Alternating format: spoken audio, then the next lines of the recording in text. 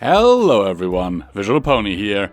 Usually we don't do things like this, but this is a website that both Midnight and I use regularly. You might have seen Midnight stream a lot of games over on her Twitch channel over the last year, and you might wonder how we were able to get all of those. Well, look no further, because the answer is right here.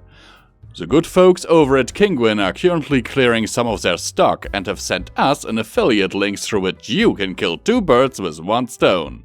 You can get amazing games at good prices, while also supporting the channel, since we get a cut of everything that you purchase with our link, which you can find in the description down below, by the way. But better be quick, their clearance sale is only running from the 14th to the 21st of April. So while you're listening to this amazing story, why not hop over there and have a look at what games they have on sale right now. And now, enjoy the video and your potentially new games. Roar! Ew.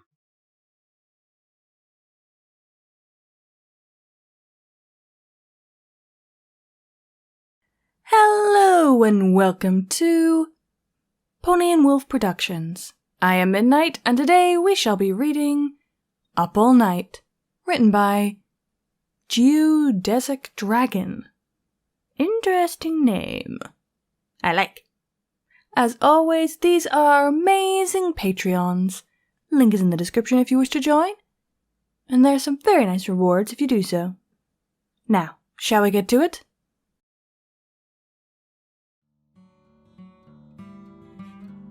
My eyes feel heavy, and I barely manage to suppress a yawn as I look at the clock by my bed.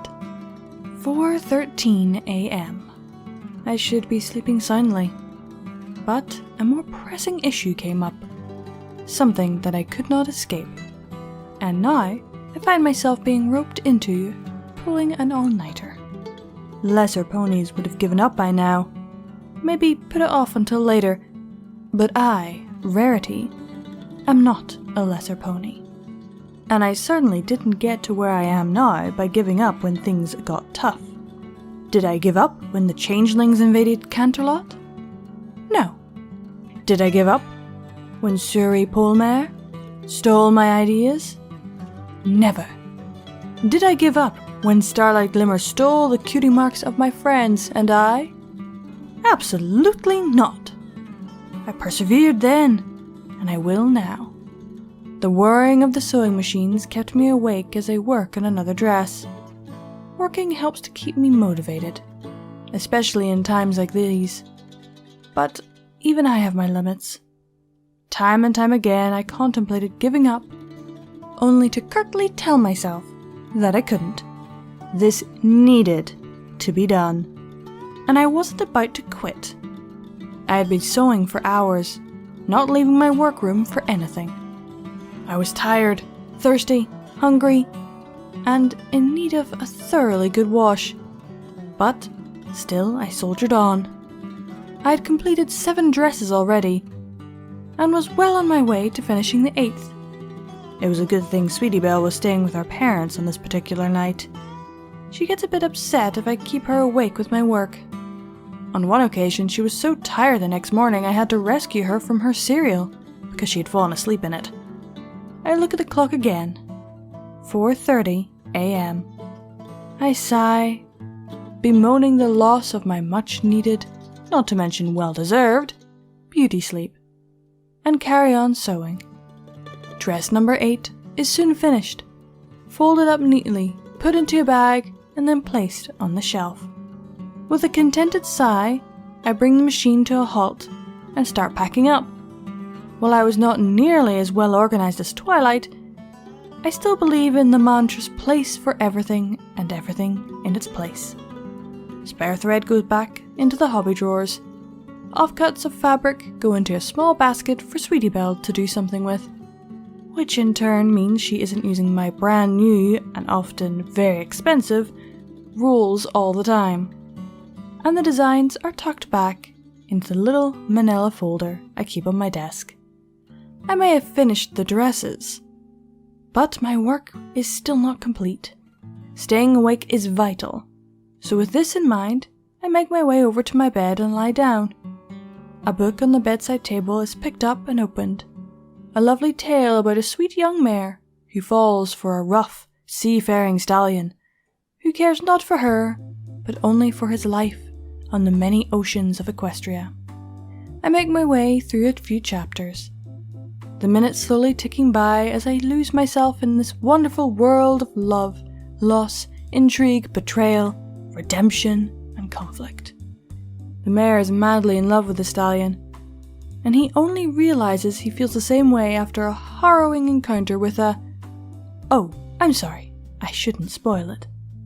4:55 a.m. I reach the end of the book, misty-eyed with joy at the happy ending. Because books like these always have to have a happy ending. I take a couple of tissues, blowing my nose with one and dabbing my eye with the other. I put the book back on my bedside table, resolving to put it back on the other shelf downstairs as soon as possible. I cannot for the life of me understand why my friends don't like these books. Even Twilight, for all her literary wisdom, sees romance novels as cheap. Celestia knows she only stocks them in the castle library because she knows that I'll check them out at some point. I lie on my back and stare wistfully at the ceiling, sighing out of boredom. The clock now says 5 a.m. and I only have 2 hours left before my usual wake-up time. A lot of coffee will be required throughout the course of the day if I'm to maintain some form of professional demeanour while I serve my customers. Of course, I could simply close up and rest for the day, but I have ponies visiting the boutique from across Equestria, and it would be most unladylike for me to turn them away. I made the decision to stay up all night, so I will suffer the consequences. I made my bed, for want of a better phrase, and must now lie in it. I sit up and look around the room some more. It is still dark, although some light is beginning to flitter through the curtains. But just as I am about to consider what to do next, I see movement out of the corner of my eye. This is what I was waiting for. I quickly leap off my bed and grab the nearest object to hoof, my recently finished book. I slowly creep along the carpet, poised to strike. And it's not long before I have the intruder firmly in my sights. My unwelcome guest doesn't have time to react before I strike hard and fast, my piercing cry being the last thing they hear. The book connects, there's a sickening crunch, and the deed is done. Panting heavily, I make my way into the bathroom and pick up some tissue paper. Wetting it slightly, I wipe the book clean and put it back on the bedside cabinet. I look at my reflection in the mirror, trying not to look at the bags under my eyes, and smile. I stayed up all night, but I did what I set out to do. Fluttershy may not be happy when she finds out, but then again, she does know how much I hate spiders. Author's note. Fun fact, I started to write the story at 4:13 a.m. while I was waiting for a spider which was lurking within my own bedroom to show itself. The other times in the story, 4:30, 4:55, and 5 a.m., are also the exact times I began writing that particular section. Oh, and as of submitting the story, it still hasn't made an appearance.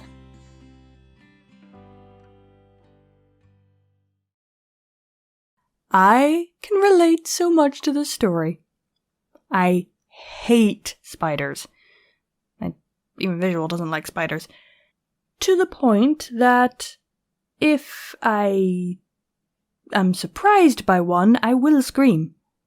Usually if there's one up in the far corner, I will just ignore it and just keep my eye on it to make sure it doesn't come down.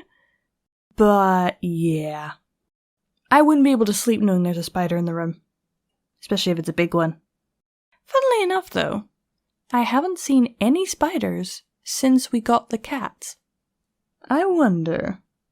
That was Up All Night, written by GeodesicDragon. I hope you all enjoyed, and keep watching that moon, everyone. Bye!